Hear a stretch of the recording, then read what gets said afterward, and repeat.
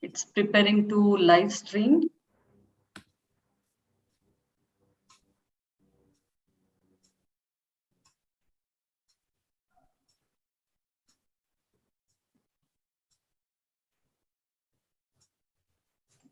We are live now. Over to you, Anupama.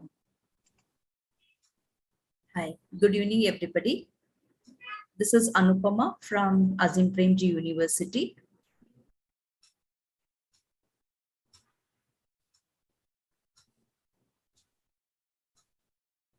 Good evening. I'm Sneha from Azim Premji University.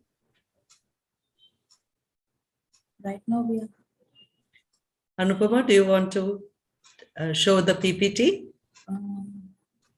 Yeah, but the participant shows only 3 here. Is that the way? That should be fine, Anupama. You can start talking to the participants. Okay. Okay. Good evening, everybody. Myself, Anupama and Sneha from Azim Premji University are here to share our thoughts on primary school mathematics pedagogy. So I'll be sharing the screen now.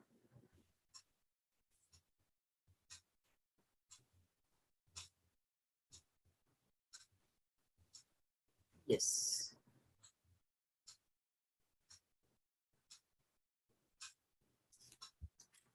Yes. And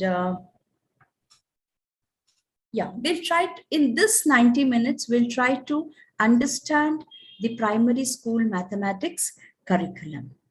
Okay. To begin with,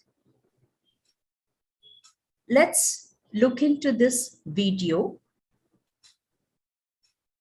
Skruti. Hi. Now will you add 18 plus 12? Yes. In what you want to add, you can choose. You want to add with beads, you want to add with bundles and sticks, or you want to add with longs and units. In what you want to add? Bundles, sticks and longs and units. Okay, do it. 18 plus 12. In 18, how many tens and how many ones? 10. 1 tens. 1 10 and 8 ones. 8 ones. Okay, you push back. I will give you. You got 10. 1 10 you took. And this is 8 tens. Why you want 2 10? You have to add 18 plus 12. In 18, how many 10 and how many ones? 1 tens and 8 ones. So, 1 bundle you will take, and how many sticks you will take? 8. Count 8 sticks. 4. Yes. 4. Keep it here. 8. Okay, so you have 18. 1 bundle and 8 ones. Let me see if it is 8 ones. Yes. Push little back. And for 12, how many 10 how many bundle I have to give and how many sticks I should give? 10 1 bundle. Take. I'm giving you 1 bundle. And how many sticks I should give? 2 sticks. 2 sticks. Okay. Take 2 sticks. Yes. Now you put them together and add and tell me how much you'll have. First, this makes 2 bundles. 2 bundles makes 20. Okay. And I'll put these 2 makes 30. How 30? 8 plus 2 is 30. 8 plus 2 is 30. 10. So 10. 10. So what you will do with that 10? So you have 8 plus 2 as 110, then you add it with this. Okay, show in this now. I need 110 and 8 ones, right? Take.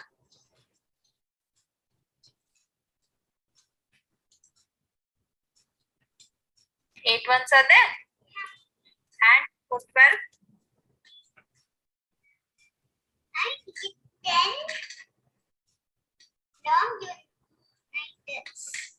long, and how many ones? 2 ones. 2 ones. Okay. Now show me, how do you add it? I put first the long units. Longs. Okay. Longs. 10 plus 10 makes 20. And I put 2. 8 plus 2 makes 10. How do you know it is 10? Show it to me. 5 plus 5 is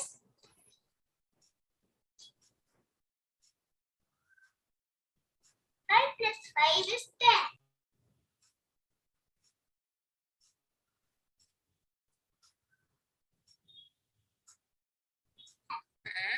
So I put 2 in here. So, and then more 2, right? I put these 2. So I know it. So I want. So you got 10 ones here. This is 10 ones. 10 ones. This is 10 ones, and this is 2 tens. So what will you do? How did it become 30?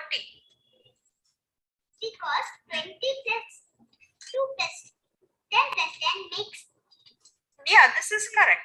This is 10, this is 10, 20. But this is 10 ones. So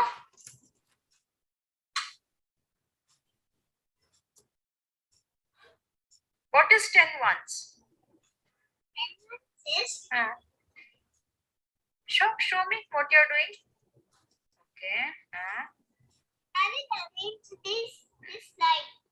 Then, if it's correct to here, then I'm correct. Okay.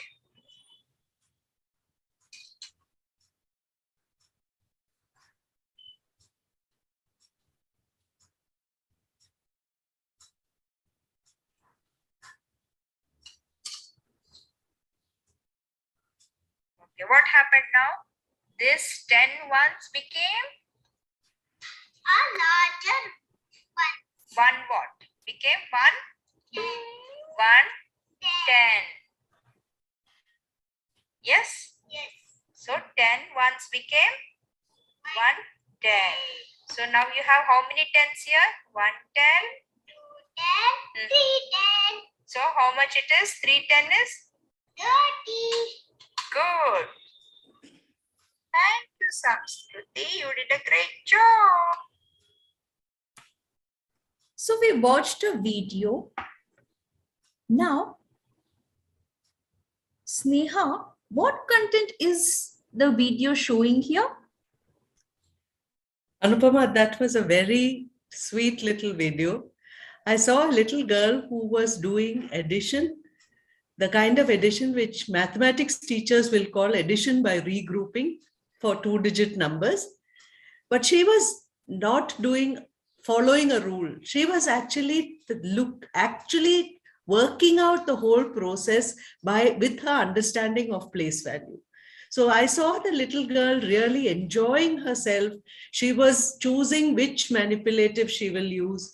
And she was clearly, she had a good fundamental understanding because she was doing 4 plus 4 is 8, 5 plus 5 is 10. So she knew her counting, she knew her number facts. It was a very nice video in which the child had clearly mastered this addition by regrouping. True. We saw the child here doing addition using regrouping by the use of material. But if you see, in most of the classes, the common approach to this is 18 plus 12 is seen mostly in the symbolic form, wherein the rule is being told as 8 plus 2. Let's add 8 plus 2. What is 8 plus 2? 10. So keep 0 here and take 1 on the top. And now add 1 plus 1 plus 1, which is 3. That is 30. I've seen children wondering, how did 3 become 30? And why did I have to take 1 on the top? Furthermore, the same thing, the regrouping with subtraction, when we regroup the higher value to the lower place value, the child is wondered, Why should I place 1 here and it becomes another number totally? You know, why this kind of symbol, wherein the maths is purely seen with respect to a symbolic form. The algorithm of the concept is being only brought to mere usage, manipulation of symbolic form. But in this case, in the video what we saw now, we saw the child doing the addition using manipulatives, right? Now, why the question is, there are two approaches here. We could see here, there are two approaches seen. One approach we saw in the video, which was use of materials. We started with that. And the second method is the usual approach, which we see in most of the classrooms. Now, if you compare these two approaches, the first approach had variety of two materials being used to teach the concept of addition. Whereas in the approach 2, it's only paper, pencil. In the approach 1, the child, you could see the child slowly in her own language trying to arrive at the rule of this algorithm. Whereas in the approach 2, the rule is taught. This is how you have to do. Add these two, whatever comes. If it's it place once in the ones place and then carry over and then add from the higher place. The rule is being taught. Now in the approach 1, you must have noticed the child telling, I will just arrange this and check. If it aligns, then what I'm saying is right. It tries to not only convince itself, it's slowly trying to figure out its terms, how it is going to tell the facilitator what justification she needs to give. Yeah. Whereas in the approach 2, it is always like, okay, this is the rule for this algorithm. Whenever it is regrouping, we need to do this. So I'm doing it. So we see this kind of difference between these two approaches. Now, my question is, in the first approach, there was use of material. Why use of material?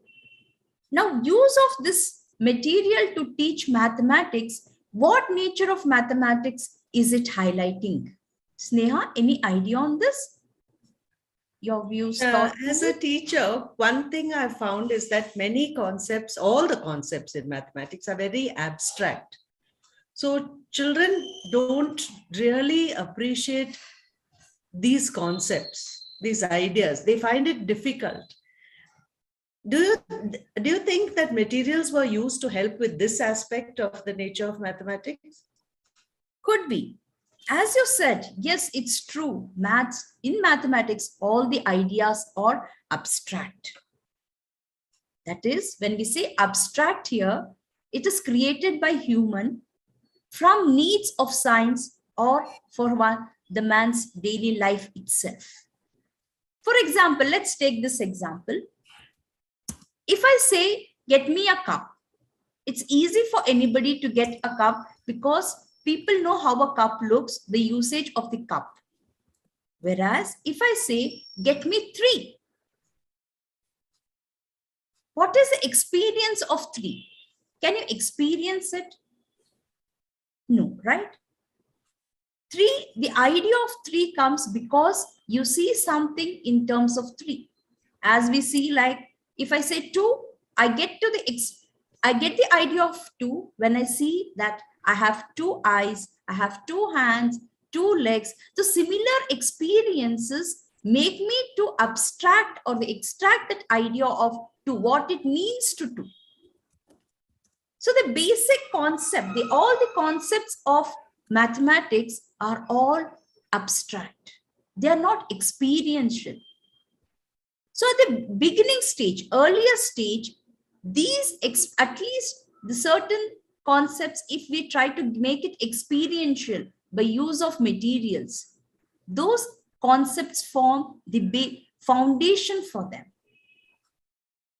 If we don't use the materials, it would merely be manipulating with the symbols, and somewhere at a particular time, they get lost. Why am I doing? What is the purpose of me manipulating in this way? How come it magically becomes in this form, this number or this shape? So these things, because of this reason, it's very important at the primary level. It is good to use manipulatives or the materials to teach mathematics, to abstract the ideas of mathematics or the rules that to do that procedure. So Anupama, if I'm right, the concepts are abstract, and by using many examples, they can get the idea, they can abstract the concept from those examples. Am I right? Yes. So the idea of 2 is got by giving many examples of 2. Yes. Okay. That as a teacher, it's very important that let's take one step behind. As a teacher, it's very important for us to know that what, why, and how. What usually a teacher gets to know through the textbook or the syllabus. Why and how? Why am I teaching this and how should I teach this? So basically, we will be in this webinar, we will be seeing through these 3 things. What, why, and how, majorly focusing on why and how. We have already reached to one of the why, that is, why use materials at the primary grades. We use material to teach mathematics at the primary grade because math concepts are abstract by nature. So we have one more nature of mathematics, that is... Anupama, can I ask one question? Sure, Sneha. So at the high school also math concepts are abstract, but are you saying that slowly by using in primary, they get used to abstract concepts, so they don't need the materials anymore in high school? Is that right? It acts at 2 levels. First level, as the next point itself says, concepts in mathematics are hierarchical. That is, they build on each other. So the basic ones, where we can give the experiential and get the concept to be abstracted from the experiences. And based on that, higher mathematics, higher concept mathematics can be taught. So as the child goes to higher classes, the concept they are learning are already at a very secondary level, or at a very abstract level. But if the foundation is laid well, they are able to cope with that. Is that right? Yes. Okay. At the primary stages, there is a possibility of providing experiential activities for the concepts taught at that level. So as a teacher, knowing this, as a teacher, if I know mathematical ideas or the concepts are abstract and they are hierarchical, it becomes very important that I arrange my activities in such a way that child gets the experiences of that and abstract the idea out of it. Eventually, yes, at the primary level, we can give lots of materials. Eventually, we should ensure that after the child has got the concept, we don't have to stick on to these materials. They start manipulating with the symbols itself. So you are saying that something like vertical column addition should be done, but after the child understands using the materials. True. Yes. It should be done once the child has understood why it is doing, why this rule is applied here. That so they understand the meaning of the symbolic. Yes, symbolic meaning. Okay. So we are talking about conceptual hierarchy. Now you see, when I say conceptual hierarchy, here you can see to add 2-digit numbers. Prior to this, the child should have the knowledge of counting just not one, count on, it should also be able to count in terms of group, as well as it should have the knowledge of place value. If this is clear to the child has understood this, then the child can find addition easier. Extending it this further, we can see that once the child has understood addition and subtraction thoroughly, then the child finds multiplication and division much simpler. So it's not just, when I say hierarchy, it's not just going up as the concepts, as the child is going to the higher mathematics, it doesn't leave the what has been studied in the other lower classes or the foundational level. It takes along with it. So it's also spiral. There is a spirality also in it. Hence, it becomes very important, the initial ages, in the early stages, that we teach mathematics through experiential way as much as possible. This is the other nature of the subject. Next, it's also the difficulty also arises, maths' difficulty is also arises because of maths has its own language, and we can say as simple as using of symbols. They start, as we go to the higher classes, they have to start manipulating with the symbols. What are these? What is mathematical language? Mathematical language is nothing but a language used to communicate mathematical ideas. So that we don't get misinterpreted by natural language, maths uses symbols to make so that it's very clear, it's made very precise and concise. The idea what to be expressed make it very precise and concise. Maths makes use of lots of symbols in it. Many times what happens at the primary level, the symbols are directly taught rather than the concept. Rather than child exposed to several, let's take the simple idea of addition. What are the situations of addition? That is what the child needs to understand first.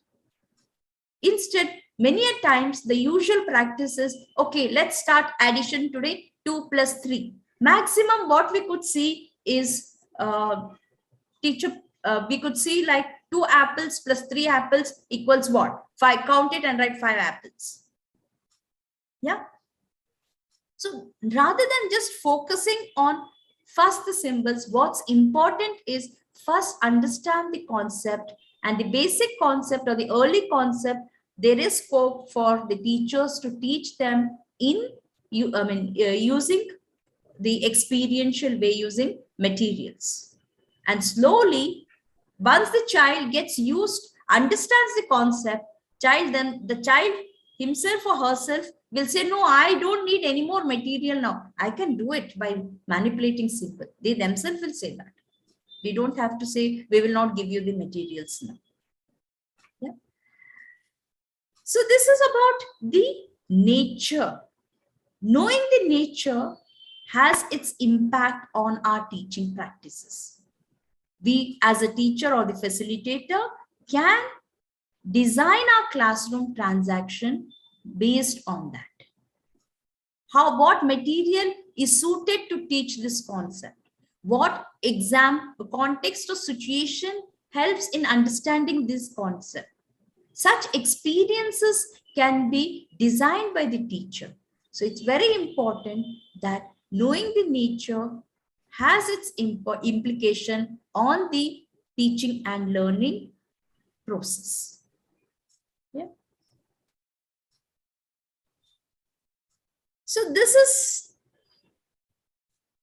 very well seen by what our National Curriculum Framework 2005 also says, that don't just focus on the content, the narrow aim. It says that focus on the higher aim, where we get the children to think and reason mathematically. In the video also we saw how the child was reasoning why it took 10 ones as 110. Are we getting the child to think in that way? That is important. Not just follow the rule and work out the problem. Anupama, I just wanted to comment that the teacher in the video also was encouraging the child to ask, to reason. She was keeping on asking questions which made the child reason. So I think even if the child does not naturally try to justify, the teacher has an important role in making the child reason. Am I right? Yes. Reason not only to just as a process of, yes, I will get them to reason. Making the child to reason also makes the teacher understand the level of the student and also understand what kind of activity should I plan for this children to learn further. It helps in two ways. So it is a kind of formative assessment happening with the pedagogy. Is that right? Yes, Yeah. perfectly, Sneha. It's like a formative assessment happening along with the process. So the National NCF 2005, the main goal of math education is to develop the children's abilities for mathematization. When they talk about mathematization, it's very clear. It's not just playing around with numbers. It's about getting them to think and act even in a simple day-to-day activity of their life. The same is being said even in the current NEP 2020, wherein the focus is getting the children to think, getting the children to reason, getting the children to logically arrive at conclusion, and also they should slowly able to handle the abstraction. Yeah, this is a big ambitious goal which has been set since 2005, and the same thing is getting repeated even in NEP 2020. Having this as an ambitious goal, they have also listed out when do we think children are engaged in activities which gets them to thinking and reasoning. They have made situations where we can notice that. First among that is children learn to enjoy mathematics. When we say children enjoy mathematics, it is laid on the premises that everybody can do and learn mathematics. There is it's not particular to one group or one category of people. Everybody can learn mathematics. On that premises, they have told that children should learn enjoying mathematics. This leads to telling that children learn important mathematics. When we say important, when they say here important mathematics, it's not again using some steps and coming up with the solution. It's about when and how this mathematics I can use in my real life for problem solving. That means it's very clear there is no room for rote memorization and getting the answer for it. So as the second one, the third one comes along with the second one, that mathematics should be part of children's life experience which they talk about. Children should feel that whatever the maths is being done is what is related to its real world. Then only it feels the relevance of maths, what's being done in the classroom. Then the child tries to make use of this maths in its everyday life context as well. When it starts using it in its real life, surely the child will start posing and solving meaningful problems, which is not only in the classroom, but it's outside the classroom as well. It starts seeing the relationship and structures in mathematics. And that is possible when they see the pattern happening. That's why the fifth one, which says that children use abstraction to perceive relationship and structure. It's one way you can just tell the children, learn tables. There it is only rote memorization. There was a time when tables were written on the board and told, yes, learn it. Now we ask the child to construct the tables.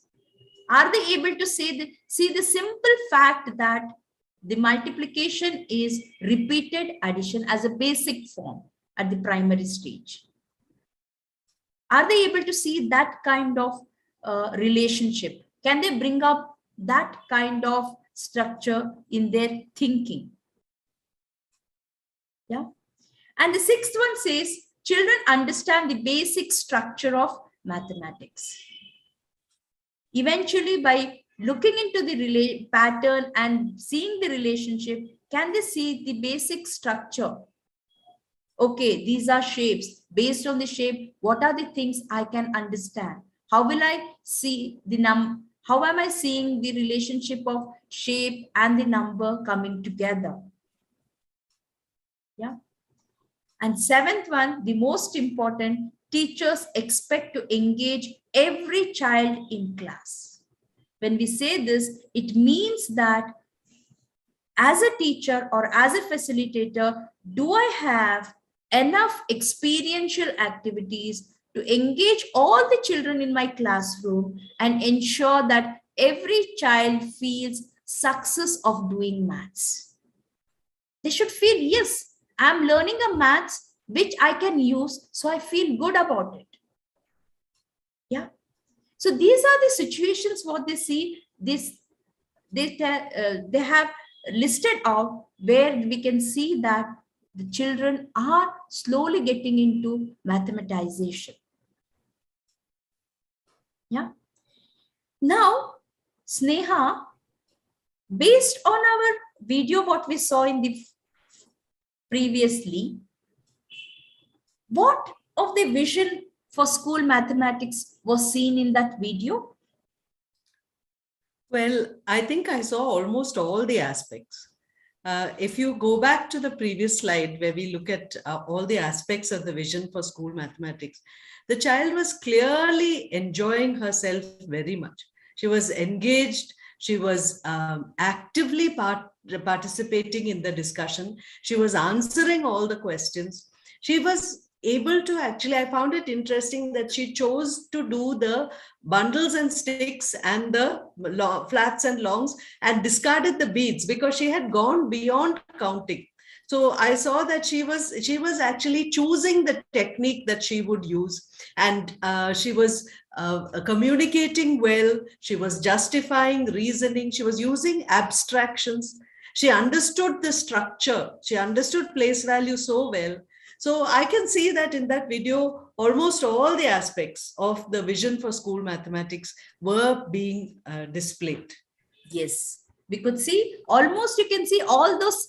If you just, even if a teacher or the facilitator focus on one or two of those aspects, it is noticed that all of these 7 come together. It's not like they're isolated thing. Majorly, if you see, we could see that child is seen engaged. Yeah, it was using different materials.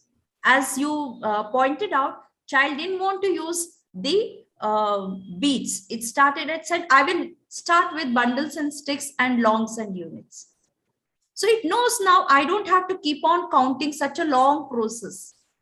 And you can see, because there are 3 materials kept, that means the facilitator is ready with all the tools and materials required so that the needed tool and material could be given to the child to do the problem. So you can see that how you can see the child is also learning important mathematics. You can also see child is communicating mathematical ideas. It's justifying. Yeah, in between, as the teacher or the facilitator is asking simple question, how many ones in this? How many tens in it? What is it happening? You counted, there were 10 ones. So what do you conclude from it? You know, at each step, the way the facilitator is trying to probe the question and trying to engage the child. So you can see the teacher is also ensuring that the child is involved in this process. Yeah. So this is about the vision and how we see the vision happening in the classroom. And what it means through the video also we looked into. Sneha, any questions till now on the chat? I don't think so. I don't think the chat will not have any questions. Thank you. So this is about vision. From the aim of math education, we saw the vision of school mathematics. Again, this is broader. Now in the classroom, how it can be seen stage-wise is seen through this curricular expectations. These curricular expectations are mentioned in NCERT learning outcomes. I would like to bring your attention to some of these curricular expectations, which also highlights what we discussed all the while till now. The first one itself says, develop a connection between daily life context and mathematical thinking. So it's very clear, maths is not restricted only inside the classroom with paper and pencil. It tells, develop a connection. Whatever the content you use in the maths classroom, it should have a connection between the daily life context and how it makes that mathematical thinking in the children. Yeah. So if I know, as a teacher, if I know, yes, this is the content to be taught, and I need to develop a connection between the life context, what the child is experiencing in its real world, as well as I should ensure the child's thinking ability is also developing, then what kind of activities do I do for this content? Okay, that is how it guides us towards that. Again, you can see, I would like to highlight on the third one, which says, develop own method. Children are expected to develop own methods of performing operations on numbers in daily life. It's not that child comes to classroom as a blank slate. It is exposed to numbers and some kind of number operation even before it comes into the classroom, or even if before the teacher teaches it. So can we give that space wherein child comes up on its own method to do the operation? You'll be amazed to see the way the methods and the strategies they use, the strategies the children come with. Yeah, that is what they are trying to say, that we want that kind of a classroom. Yeah. As well as when we are doing this, equally it is important that child should develop language and symbolic notations which are related to the standard algorithms. Yes, it should be related to real life, but slowly it should also be able to handle the abstract symbols also. Slowly we have to move the child from those kind of support to the pure mathematics side. Yeah. And again, we can see how the importance of estimation is given.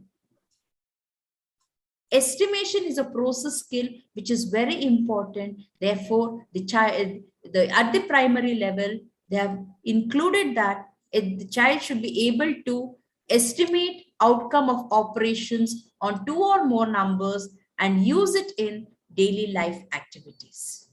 So these are the few things what I wanted to highlight, how it's not just the content, it's about even the process skill which needs to be focused in our classroom interactions.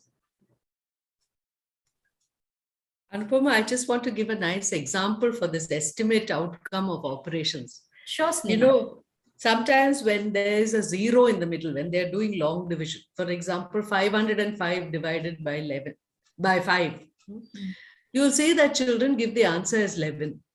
And actually, if they do a little estimation first, What do you think the answer will be? And they think, okay, I'm dividing 505 by 5.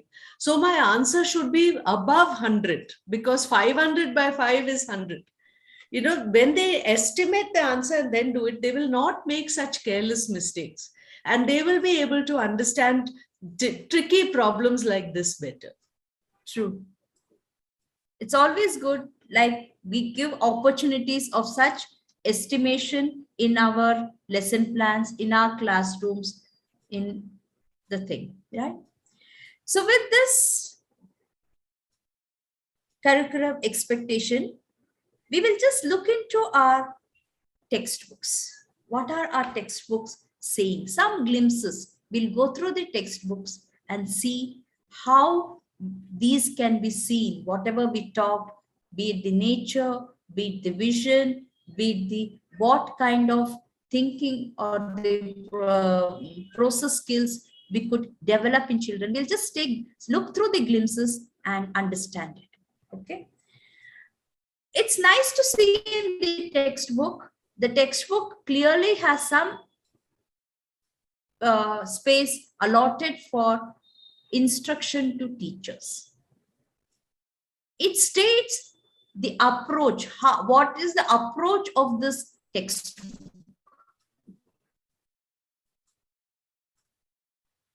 How this, on what basis has been this?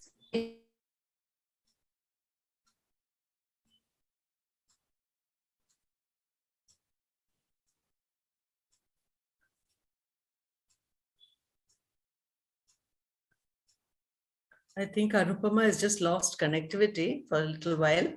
We'll just, while we are waiting for her, let us just look at the portion she has underlined from the text. This is a very interesting thing because it is the instruction to teachers. And in the instruction to teachers, we can see that there is material provided to support the teacher in the textbook, but the textbook is also expecting the teacher to go beyond the textbook. So you can see that the portion that she had underlined, it will come back on screen just now, is saying prepare more activities. So, you know, sometimes it is very tempting to actually go to the textbook and just stick to what is given in the textbook. Once we finish all the exercises in the textbook, we feel that we have completed everything. But that is not it. The textbook itself is encouraging teachers to go beyond the textbook. So that is one very interesting thing that I saw in this webinar, and in the portion which Anupama had underlined from the webinar. For the webinar in the textbook. So let me just look at some other phrases.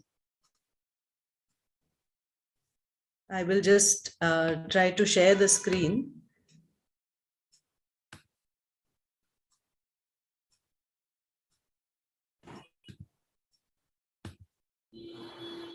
Anupama is back. Good. Yeah. Sorry. Go. Yeah, I was sharing the screen, but I will just stop and you can share. Yeah. Okay. So all I did was just talk about how the textbook itself is expecting teachers to supplement what is in the textbook. Yes. Thanks, Neha. So we were at slide 10. I think this is slide 12. I'll just go back to that. Okay. So it says that how a teacher needs to supplement activities in the textbook. Yeah. Apart from that, it is also focusing on the spiral approach. That is what we talked about, the hierarchy, as well as it is cumulative. Therefore, the chapters in the textbook is arranged based on that. What is the prerequisite to teach a particular concept is taught earlier, then comes the next one. So that is a clear indication given how even the teacher should arrange the teaching instructions accordingly. Yeah. The last thing what I want to highlight from this instruction is teachers should prepare and use learning materials related to the activities of the textbook by using available resources to make the children understand the concepts. So it's clear that, yes, we are giving certain, in the textbook, we are including certain materials to teach as a instruction to how it could be taught in the classroom. But teachers should also look for some materials, locally available materials that can be used to teach the concepts. Yeah, so it's very nice to know that the textbook has detailed out that what is required from the teacher to use this textbook. Yeah. We'll go to the next slide to look at the chapter. Yes, Sneha, what do you think is this? This is a section from a chapter. Okay, from class 1, is it? Yeah, from class 1. Okay. So I can see that there's a very nice village scene over here. There's a man in a boat. There is the beautiful river and the sun shining. So this is something which looks like a very a scene which is related to the background of a child from a rural background. So easily connected to real life. I also see that in the exercises, this is actually about learning counting from the picture. So yes. It is very interesting. And here the focus seems to be on the number 1. And after giving many examples, as you said, there is also the symbolic representation of the numeral 1. And yes. The word ONE1 is also given. So yes. It is giving all aspects of this one number 1. Yes, they have tried in a picture with the picture representation. They have tried to link bring the concept 1, as you said, how things related to 1 is seen in the child's world, how the number name 1 is written, and the symbol 1 is represented, has been very nicely shown in this picture. Yeah. Now, as a teacher, what would be my approach and how would I plan to teach this? Any thoughts on that? I think if we look at this, what is the approach? This is one approach through the picture, but the teacher can also connect it to the background of the children in her class. And I think that by making a lot of activities, maybe games, maybe puzzles, worksheets, different things which are connected to the child's background, it can become much more interesting. True. See, this is one way, one approach. In the textbook, they could give one approach, picture form. But as a teacher, if I know that the nature is abstract, I have to give several more experiences, not just here. It's not just visual. Is there a possibility of other ways of giving the experiential learning? Then I will plan according to that. Why? Because I know the basic idea is abstract and many more ideas later the child has to learn like this. Therefore, what I do is, yes, for counting, what is the way what other ways can I look for? Here a suggestive approach is getting materials to count. You could come up with stories which has numbers in it. It could be simple songs used to learn about numbers, because number, when you talk about counting, is not just about identifying the number. There are several things which gets into counting. What is the order of it? What should be the order followed? How will I start counting? That itself is a process in itself. So various such games, songs, games like treasure hunt, even some drawing can be planned around to teach numbers. Yeah. Simple thing as this. Let me show a song. 10 little fingers playing. 3 go off to sleep. How many standing and dancing? How many standing and dancing, Sneha? 7. Yeah. Hmm. Now, simple thing as this, fingers. Children love to do all such things. Songs of this kind. Any other pedagogical opportunity you can see from this song, Sneha? I think the song is actually quite clever because apart from counting, the teacher is also laying the foundation for addition and subtraction. Because when you look at the number facts of 10, and 10 is very good because we have 10 fingers, and she's actually beginning to lay the foundation for 10 minus 3 is 7, or 7 plus 3 is 10. Or 10 minus 7 is 3. She's actually doing, the song is actually helping in laying the foundation, just like you talked about the spiral approach, that slowly these things will come in, but there's no harm in teaching a song which lays the foundation for all of this. Yes. So we can do such things. Treasure hunt could be even interesting. At your home, what are the things which are just so many numbers? Make a list of it. Yeah. Or what you see in and around your house of these numbers. Yeah.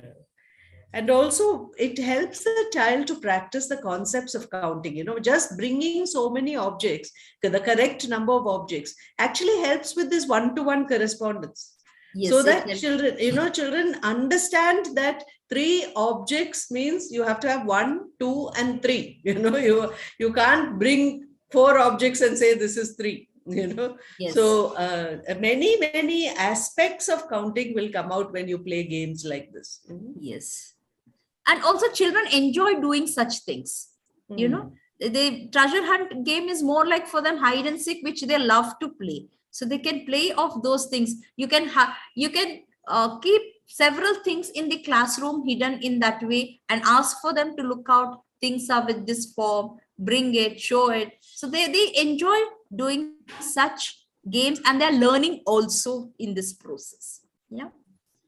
I also like the little note at the bottom. Ask your students to observe the different objects in the picture. So although the lesson is on 1, help them count and tell the number of each type of object. So we can have 2 girls, 2 skipping ropes, Yes. You can have, I think 6 fruit on the, not 6, 7 fruit on the tree, 1 bird flying in the air. So different ways of counting from this, different numbers can be counted from the same picture also. That leads, your description makes me think the picture could itself be made as a story. What do you say? Yeah, that's a very good idea. Yeah. Teacher could narrate it as a story, give a person a name, and then tell a story on this. So children love to hear stories. So they see the picture, it's not just observing the picture, they hear the story of the picture also, right? Yeah, let's take another glimpse from the textbook.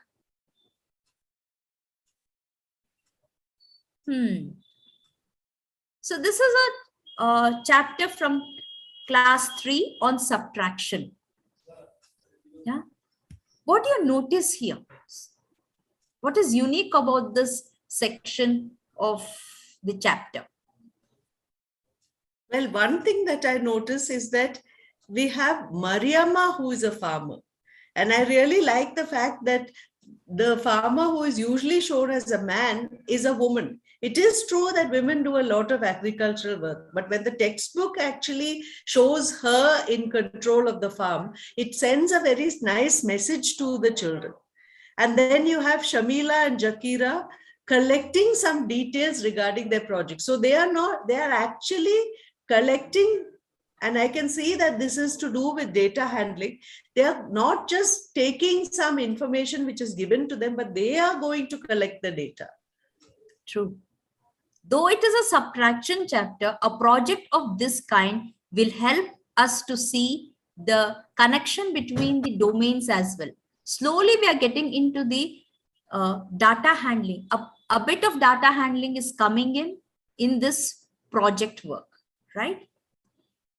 And also you can notice that there are some new words also the children get to learn from this section, right? Yeah. They get to know about different vegetables grown, which are in English, for English names.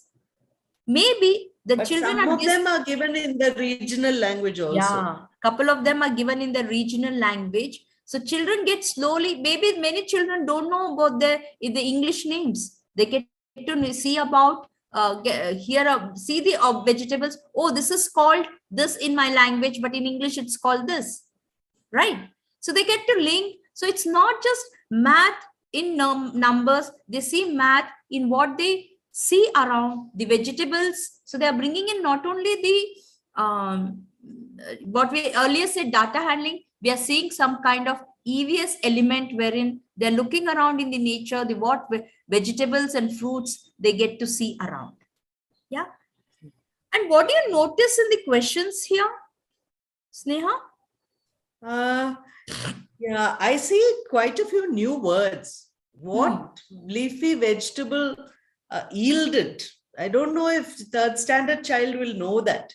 And so the teacher may have to explain such words. Also, I think the kind of questions in 2 and 3 is often found in word problems. Cost more. Okay. How many more bottle gourds are harvested? So it is, there's a lot of new vocabulary, new phrases, which the teacher will have to simplify for the student. Yes. So if you look into a typical classroom, maths teacher's role is not that, okay, I only do subtraction. Language is not related to me.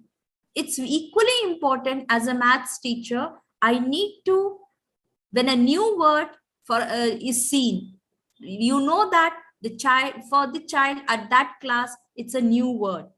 It's very important that we tell the students what does the word mean in a simpler way and make them understand how it is seen in this context of mathematics. Yeah. So the new ways, yeah, Sneha, you were telling something. I was thinking that actually the teacher can ask the child also to make some problems. Yes. From the data, because one of the things that is talked about in the vision is children pose and solve meaningful problems. So when they pose problems, when they make problems, okay. So for example, which vegetable is grown in highest numbers, okay, or which vegetable is grown in smallest numbers. When the child asks questions like that, they themselves learn new words. And when the child asks it, the classmates also learn better, I feel, you know. True. We can get them to relate it to their real world and come up with such problems they saw, coming with statements, or it could be the posing the questions on that itself. Yeah. Okay, here are some suggestive approaches for teaching numbers and number operations. There are various materials we can see around, be it sticks, pebbles, pencils, which can be used for learning numbers or number operations.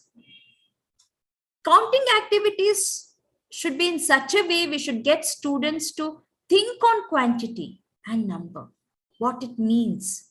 When I hold a handful of rice, how many grains are there in it? Yeah.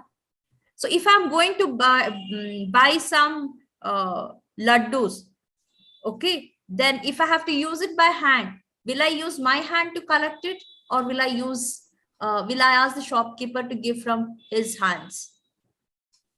What is the logic behind? It's like, get them to do such activities where then they can think, okay, if I ask a handful of peanuts in my hand, the peanuts what I collect in my hand will be less. But if I ask the teacher, you collect me the peanut and give, I'll get even more quantity, more number.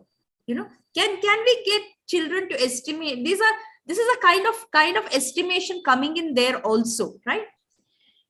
And also you can draw in attention to numbers on how they are used in house address. Surely house address, when they get a post, they'll be having a number, or they see pin code number as well. They see several packets having some numbers.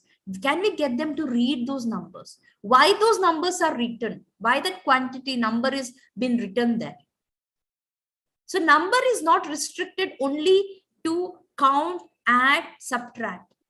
Where else is the number seen? How the number is being used in that context also is very important for a child to see and tell this.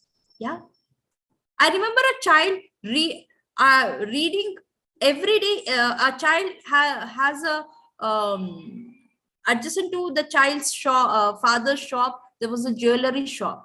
So it happened that the jewelry shop usually used to have the rates of the gold rate displayed. So child says, do you know what is the cost of gold today? For 4-digit number. See, it can see, children also can see numbers used in different context. So can we bring such things, what they see, into the classroom, so they feel, yes, I saw that. And they are how the number is being used in that context there.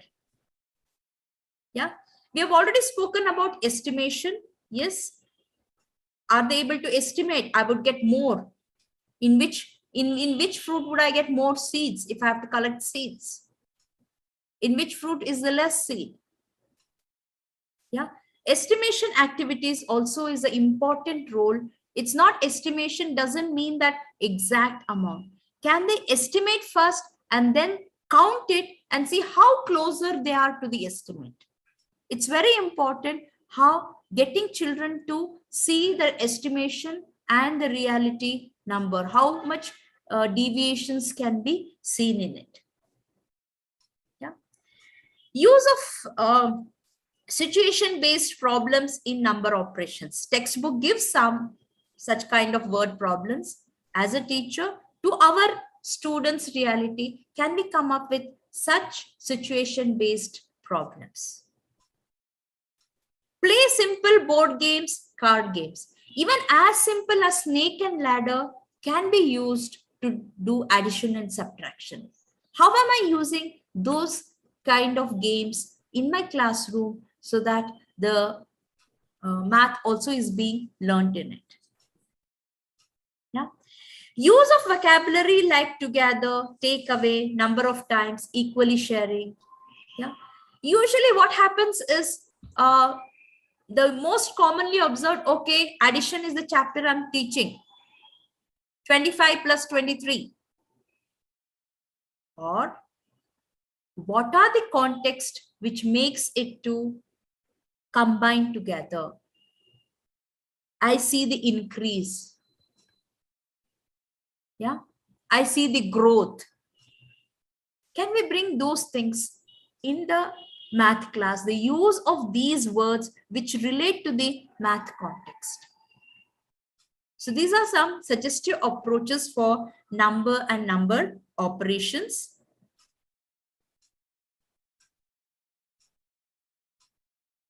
Here is a section from geometry chapter from class 2, that is shapes and shapes around us. We can see wonderful activities being suggested in the textbook as a maths lab activity. We can also see a note given, teacher note, which gets the instructs the teacher should observe carefully that each object should be kept on a slanting, like how the activity needs to be conducted. Yeah. Yeah, it's good to see many activities in the classroom. At the same time, how doing this activity is linking in child's real world.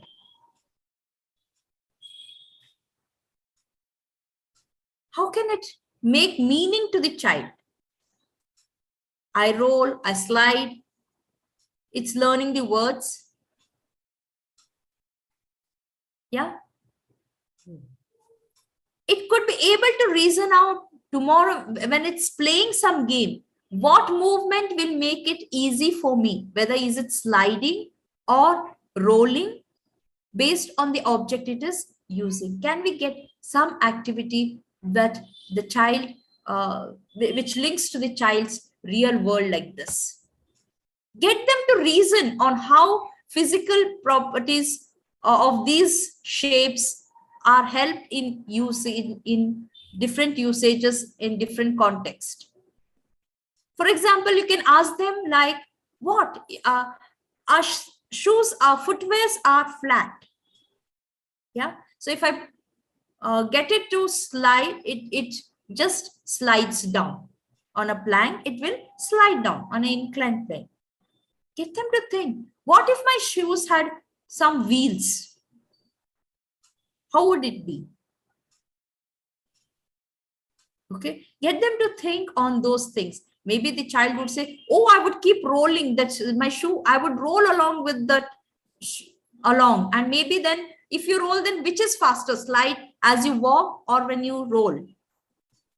You know, can that, the property of wheels being to roll, how it can be applied to make, how it can be applied in child's real life, even if it is imaginative, it's good. Today's what it imagines or visualizes, who knows, tomorrow it may invent something. Yeah. I think even the games that they play, for example, they play marbles with the round marble. They play carom with the flat coins, you know. Yes. So the difference between the movement of these two, what happens if they use marbles on the carom board? What happens if they use the carom counters on the ground? Those kind of things will give them very good idea of the different properties and why we use different shaped objects in different activities. True. And by creating such activities or such questions, we are getting them to think. That is what is expected. We need to give activities and questions which develop, which make them think. It's not just, this is the activity, do and record. We need to extend it further on how I can make it to think, how I can include it not as a content, but also as a process skill, which talks about problem solving, reasoning, making connections. Yeah, such things. How as a teacher, how am I including this part of it? Textbook cannot give everything, but as a teacher, if we know it, because in the textbook they have also mentioned about the standards, such standards. I think it's, yeah, maybe it's in the upcoming slides. So if as a teacher, if I know these things, then surely I will not focus only on the content. I will see what process along with the content I can map and give it as an activity for the children to experience and learn the content, as well as get them to develop these process skills as well. Yeah. Here there is another small video.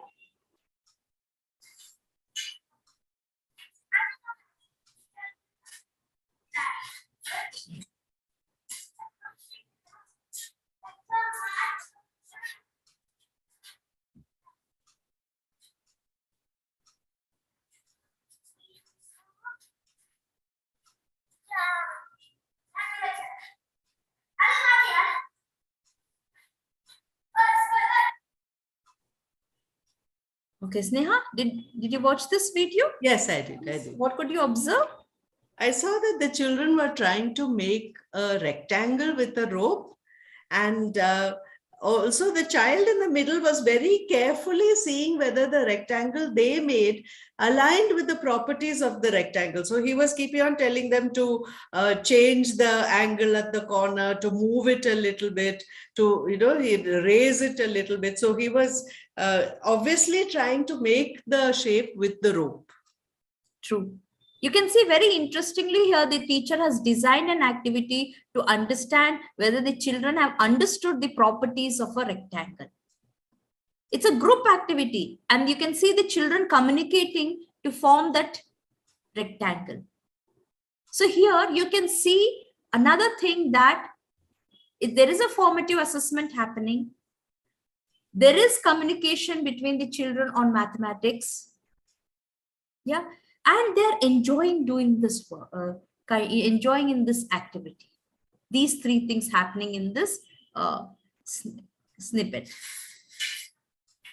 Now, what are the suggestive approaches to this? Get the children to observe objects in the environment and get them to speak about the properties seen in that objects, geometrical shapes. By doing that, they're using the vocabulary also.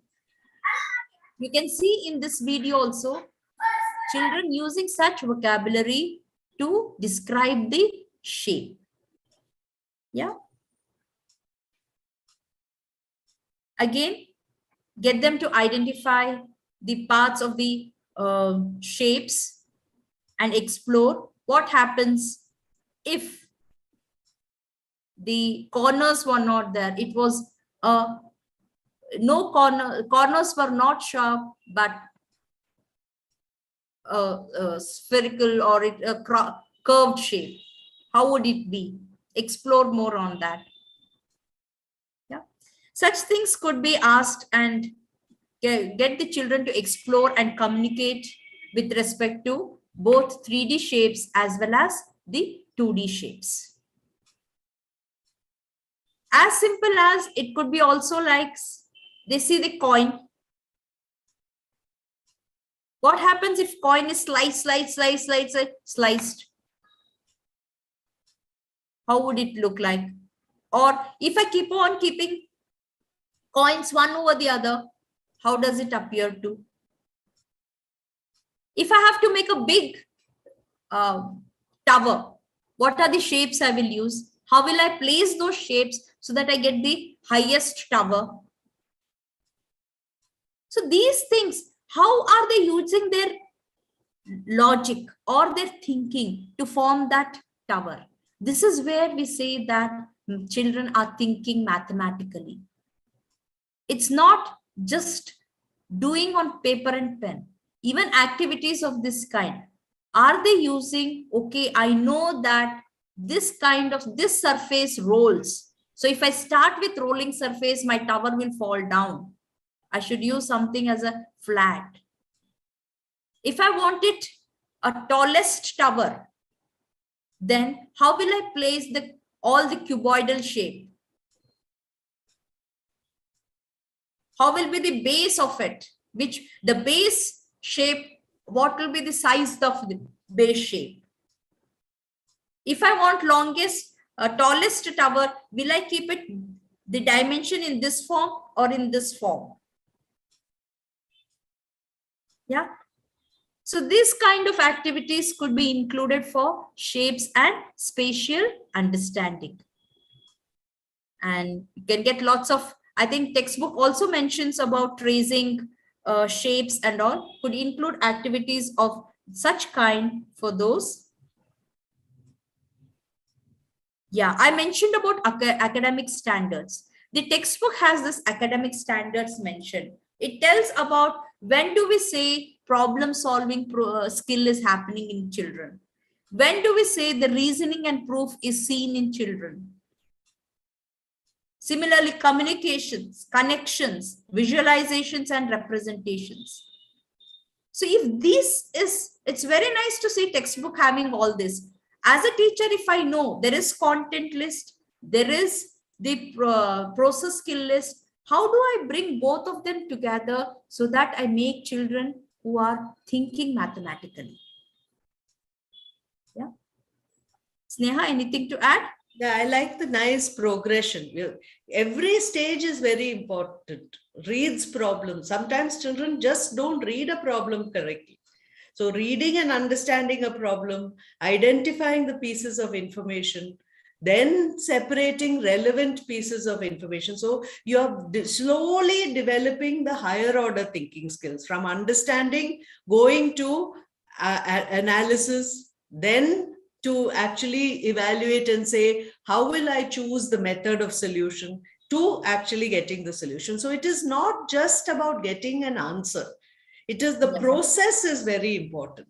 And I think that when we look at these process skills, this is if the teacher can work at developing these process skills, then the point of teaching mathematics in school from the primary onwards will actually be met. And we will get students with very good life skills apart from mathematical skills. True.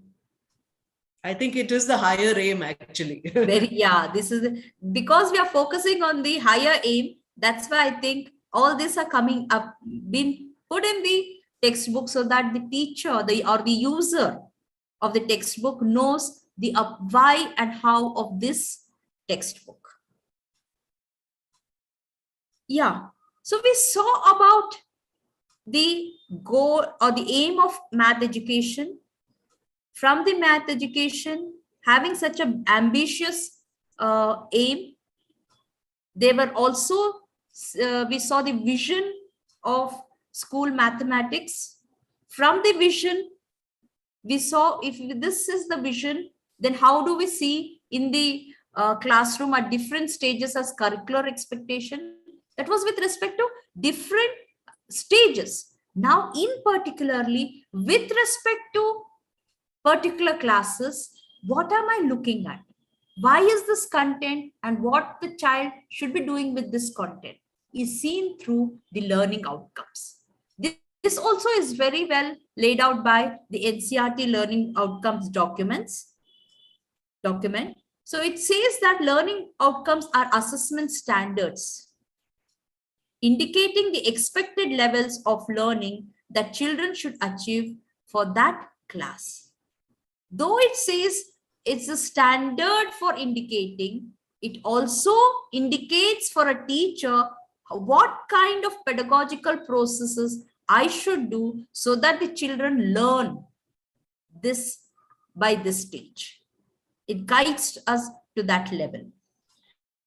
Here are a few examples, learning outcomes examples.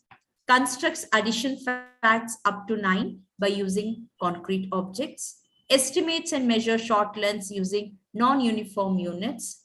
Extends patterns created by using shapes and numbers. You can very well see these learning outcomes are talking about a content. It tells about the content and what to do up with that content and also how or when to do it.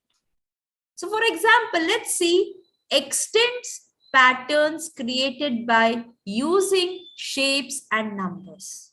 So the content is very clear. It's regarding patterns. And what the child should be able to do with patterns? It should be able to extend a given pattern. How? Or what is the condition? The condition is they have given a pattern, and what kind of a pattern? Of shapes and numbers. It will observe it and extend it. So it's very clear. The learning objective outcome here is just on extending the pattern. So if I know this is the learning outcome for this class, for a pattern, then my teaching will be only towards such activities which ensures that child will observe the pattern and extends it further. Yeah. So let's see how it is shown in the textbook. So you can see they have very creatively shown a man painting, and the child is looking at how it's getting painted, and the child observes there is a pattern in the painting, the fence. So they have related this surely is seen in the real life. So they have brought this kind of a context here, and there are few questions related to it. Which color is being painted now? What will be the next one? And how many colors would be required? You know, slowly by scaffolding, getting what the child observes and extending it further through the basis of observation. It starts with this context, and the exercises are of this kind. Circle the picture that comes next. So child needs to observe what's going on in each picture sequence, and then they have to say what is the next one. Yeah. I also like that the patterns are getting a little more complicated from the first step to the second step. See, first we have only one duck, one parrot, duck, parrot. Then you have two flowers, one sweet, two flowers, one sweet, So it is slowly that examples are getting little bit more difficult. The pattern is changing for two properties rather than one property. One property, true. So yeah, the complexity level also is seen. This, as I told, yeah, you were saying something, sorry. No, so I was just saying that this reminds me of a craft class that I saw, where the teacher was actually getting the children to make bead chains. And they were using, some children were using very simple patterns, one red, one blue, one red. One. Some children were using like two reds, one blue, two reds, one blue. Some children were using three colors. So, but in all of them, they were trying to keep that pattern. So I thought it was very nice that the teacher was doing that in the craft class, some extending what was being done in the math class. True. That reminds me, Sneha, as when we were studying as students, patterns were not taught at the class 1 level, right? There was nothing, no chapter called pattern itself. Yeah. But now you get to see pattern. From the class 1. But at times, you see, as you mentioned in the art class, making of a mala using beads was an interesting activity where pattern is seen. Pattern in maths, when we study in mathematics, shouldn't just stop at as a design. Pattern should be seen as, okay, I'm seeing something as in the pattern form, observes it, able to describe it and extend it further. Yes, yes. This teacher was doing that. She was actually getting the children to describe their pattern in words. She was asking them questions like, oh, what color bead will you use next? Yeah. How many more beads of each color do you need? Very nice math questions coming into the craft class. So it was, yeah. That's interesting. It's like, even if you bring about such a thing, you're slowly developing the child to observe patterns and coming out, what am I coming out looking by observing that pattern. And mathematizing the whole activity. Yes, yes, true. And at the simplest level, we can say, what is maths? Maths is nothing but study of patterns in terms of shapes and numbers. Many things have come up, or many things in maths has been developed, all because by observing these patterns. That is why the emphasis on pattern chapter. That's why I think it has come into the primary now, because later it evolves into algebra, into formulas, and into generalization, which is the most important aspect of mathematics. True, Sneha. That's the very reason why our patterns are included in the primary section. Now let's look into this. If this is the learning outcome for class 1, extend patterns created by using shapes and numbers, how as a teacher would I create my lesson plan, develop my lesson plan to bring that both as a content as well as a process skill? Okay. The content here is pattern, extending. What would be the process seen? It is observing. Based on the observation, the child should be able to describe what is happening and what will happen in the next step. Okay. So let's see what kind of pedagogical process I could use. Maybe since it's class 1 level, children enjoy games, clap games, dances. They like to move to the music. They like to sing rhythmic songs. Maybe start with such things. Clap game, clap snap game, something of those kinds also will help to initiate the discussion on, or to get children involved in activities related to patterns. In fact, there are games also. Identify who is the leader. So here, these kind of games could be included as experiential activities. Then slowly get them to get into demonstration of patterns using concrete materials. The concrete materials which are of the child's world. From the available resources, can we create a pattern? Initially, it could be only replicating the pattern. The child would just, whatever is seen, it would replicate. Okay, use same objects and copy the same thing.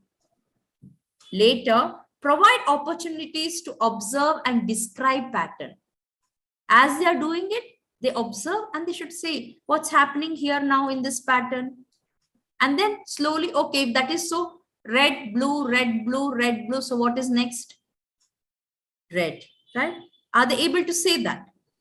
Provide opportunities to create patterns first with material and then with paper and pencil. Again, the same thing. First with the concrete, let them make with it. Then with the paper pencil. So you see actions and then replicating using concrete materials, then going into paper pencil. Yeah, this is the stages you can see how we can make the pattern interesting and creative to children.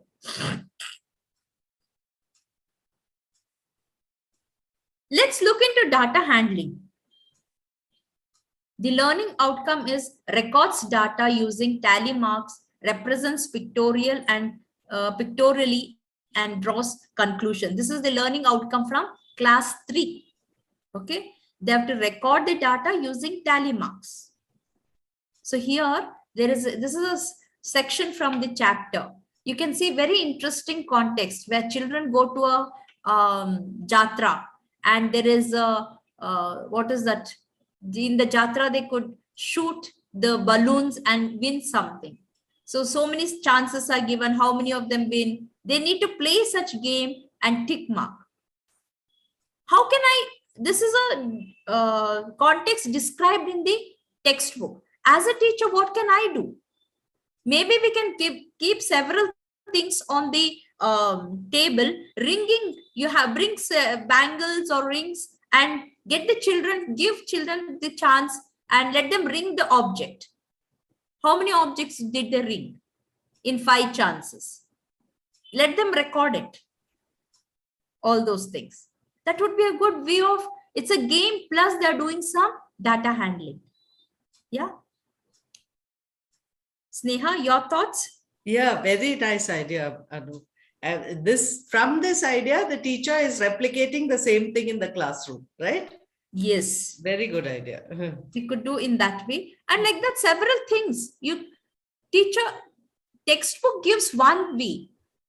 As a teacher, I know what is applicable to my classroom. That is what I will do it, right? So that's how you can think of activities for the chapters. So some of the suggestive approach is the same thing. Organize activities to record data, which are the activity should be related to child. Do they enjoy it? Is it common to them? Okay. And based on that, they should be able to record, draw inferences, and make decisions out of it. Okay. Create real situations to record, present the information in a meaningful manner. There should be space for children to discuss and infer. Inference is not based on only one person. Let them discuss what the data is telling within the group, peer discussion, and then let them come up with the inferences. I can see that this is almost looking like a bar chart. Yes.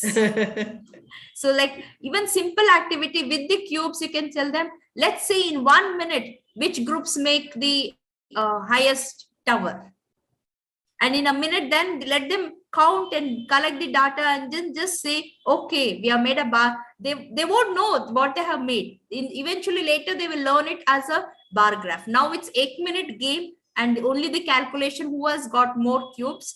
But later on, they will learn in the next stage bar graph. That's what you said in the earlier few minutes ago. Like it could lay a foundation for the next higher themes. Yeah. Similarly, with respect to measurement, there are, measurement is such a chapter wherein it's so related to child's real life that many activities can be created. Here in the picture, you can see children are making their own measuring jar using the materials available in their environment. Simple water bottle and glass. Yeah. So such activities, getting them to use their own non-standard activities, use the language. First of all, if you see the, when does measurement come in picture? Measurement comes when there is comparison. So the use of language for comparison.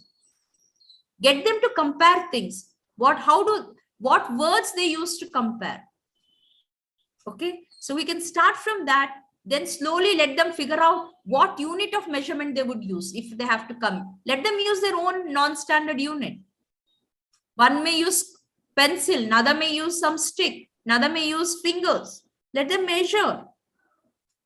Let them come out with their own units.